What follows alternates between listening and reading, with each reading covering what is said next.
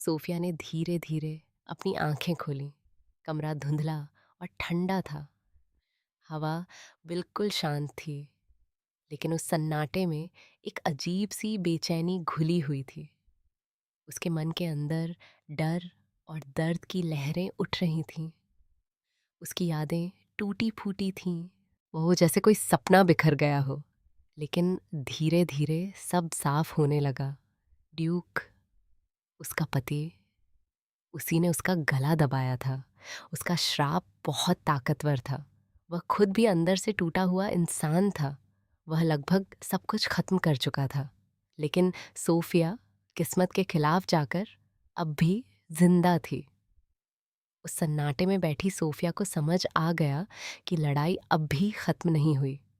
महल की दीवारों में साये थे, फुसफुसाहटें थीं, धोखे और नुकसान की बातें। और सबसे बड़ी बात, उसका अपना दिल दो हिस्सों में बंट चुका था। क्या उसका पति अब भी वही आदमी था जिससे वह कभी कब प्यार करती थी, या श्राप ने उसे पूरी तरह बदल दिया था? सोफिया का जन्म वैलरोत परिवार में हुआ था, एक प्रतिष्ठित और अमीर खानदान। वह शाही ठाट बाट में पली बढ़ी। उसे शासन करना सिखाया गया, डिप्लोमेसी, लीडरशिप और सर्वाइवल की कला सिखाई गई। उसकी माँ खूबसूरत और मजबूत महिला थी। उसने सोफिया को आत्मनिर्भर बनना सिखाया और हमेशा कहा, किसी पर भरोसा मत करना, अपने दिल पर भी नहीं। उसके पिता ड्यूक वैलेरोथ एक शक्तिशाली शासक थे।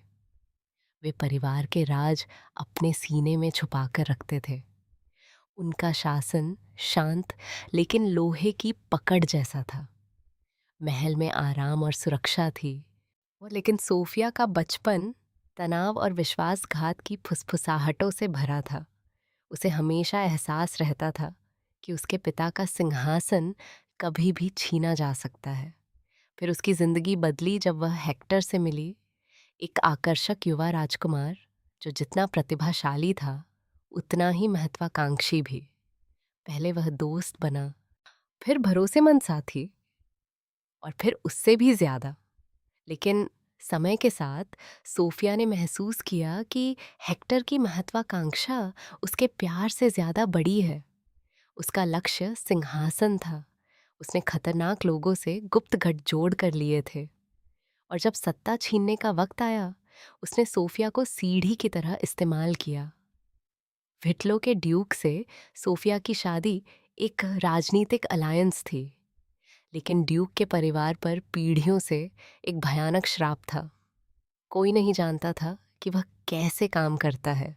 वह बस इतना कि वह शरीर और मन दोनों को भ्रष्ट कर देता है। जब सोफिया ने पहली बार ड्यूक को देखा, वह चौंक गई। उसका चेहरा पीला, शरीर कमजोर और आंखें ठंडी व गहरी, जैसे उसकी आत्मा को चीर कर देख रही हो।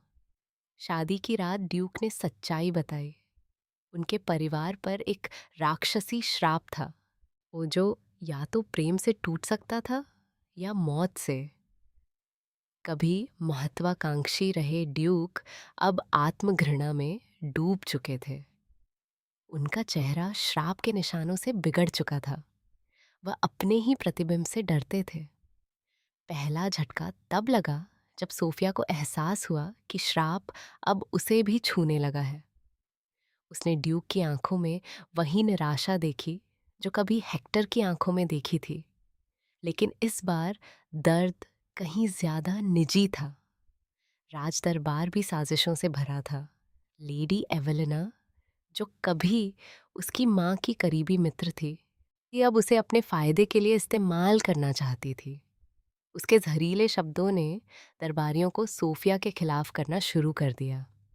उधर हेक्टर अंधेरे में और खतरनाक हो गया था। उसने उन कुलीनों से हाथ मिला लिया जो उसके परिवार को गिराना चाहते थे। सोफिया समझ गई कि वह शुरुआत से ही उसे खेल रहा था, लेकिन इस बार वह टूटने वाली नहीं थी। सोफिया ने अपनी ताकत इकट्ठी की। उसे समझ आ गया कि किसी पर भरोसा नहीं किया जा सकता। राज्य युद्ध के कगार पर था। उसे अपने लिए और अपने लोगों के भविष्य के लिए लड़ना था। ड्यूक अब और अभी श्राप के चक्र में फंसे थे। वह उससे दूर रहते थे, लेकिन सोफिया को महसूस होता था कि उनके अंदर कहीं वह पुराना इंसान अब भी जिंदा है। एक रात ड्यूक ने धीमे कदमों से उसके पास आकर कहा, मैं तुम्हारे लायक नहीं हूँ। मैं कभी वो आदमी नहीं बन पाऊंगा जिसकी तुम्हें ज़रूरत है। सोफिया ने उसका कंधा थामा। हम साथ लड़ेंगे। मैं तुम्हें मैं तुम्हें छोड़कर इन जाऊंगी। ड्यूक ने कहा, यह श्राप हमें दोनों को खत्म कर देगा। सोफिया ने जवाब दिया, पहले ही बहुत कुछ तोड़ चुका है, लेकिन हमें नहीं तोड़ेगा। दोनों ने मिलकर श्राप तोड़ने का फैसला किया, लेकिन दुश्मन और भी खतरनाक थे। उन्हें पता चला कि यह श्राप एक प्राचीन पैक्ट का नतीजा था। पूर्वजों ने शक्ति और अमरता के लिए जादूगरों और राक्षसों से सौदा किया था। सच जानकर वे शाही जादूगर के पास पहुंचे। जादूगर ने कहा, सदियों पुराना श्राप तोड़ना आसान नहीं है, कीमत चुकानी होगी। सोफिया ने दृढ़ स्वर में कहा।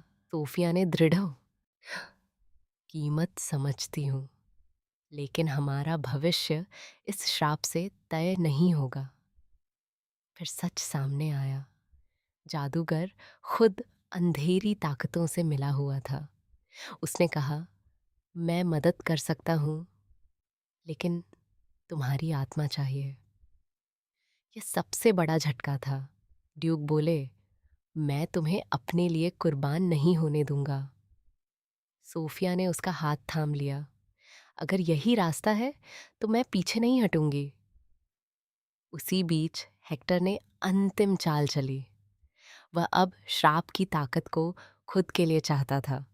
उसने सोफिया को रॉयल गार्डन में रोककर कहा, मेरे साथ चलो, मेरे रूल में तुम्हें शक्ति मिलेगी। सोफिया ने दृढ़ता से कहा, तुम वो इंसान नहीं रहे जिसे मैं जानती थी। तुम्हारी ताकत झूठ पर बनी है। दरबार की साजिशें, एवेलिना की चालें, रोडरियार्ट के साथ अनिश्चित गठबंधन, सब कुछ उलझता गया। अंत में जादूगर, हेक्टर और अंधेरी शक्तियों के खिलाफ अंतिम बैटल शुरू हुई। जादूगर ने कहा, तुम सिर्फ इस खेल की पॉन हो। सोफिया ने जवाब दिया, नहीं, मैं अपनी डेस्टिनी की रानी हूँ। भयंकर युद्ध हुआ। अंत में सोफिया ने अपनी आत्मा का आखिरी हिस्सा कुर्बान कर दिया और श्राप हमेशा के लिए टूट गया। युद्ध के बाद राज्य खंडहर बन चुका था। दुश्मन हार चुके थे, लेकिन कीमत भारी थी। सोफिया और ड्यूक साथ खड़े थे। उनका बंधन पहले से ज्यादा मजबूत था। श्राप खत्म हो चुका था, लेकिन राज्य को फिर से बनाना बाकी था। सालों बाद पहली बार सोफिया ने उम्मीद महसूस की।